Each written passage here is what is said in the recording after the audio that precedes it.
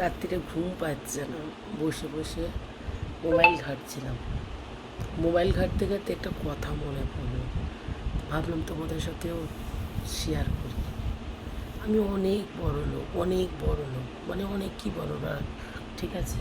সারা জীবন বড় বড় জায়গায় গিয়েছি, বড় বড় হোটেলে খেয়েছি, বড় বড় রেস্টুরেন্টে খেয়েছি, আম্বানির মতন।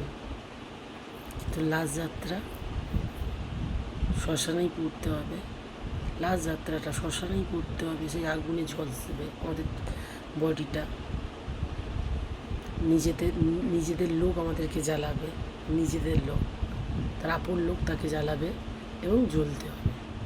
আর নিজস্ব গরিব যারা ফুটপাতে থাকে, যারা আমার মতন মানুষ, একদম ভিখারি, লো কোয়ালিটির জিনিস খেয়েছে, রেস্টুরেন্ট কী জিনিস জানে না, কিছুই বোঝে না, তারাও কিন্তু শ্মশানেই পুড়বে এবং তাদের নিজেদের মানুষই পোড়াবে।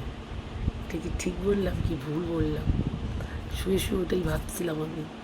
যতই আমির হোক তারাও লাস্ট যাত্রা শ্মশান, যতই গরিব হোক তারও লাস্ট যাত্রা শ্মশান।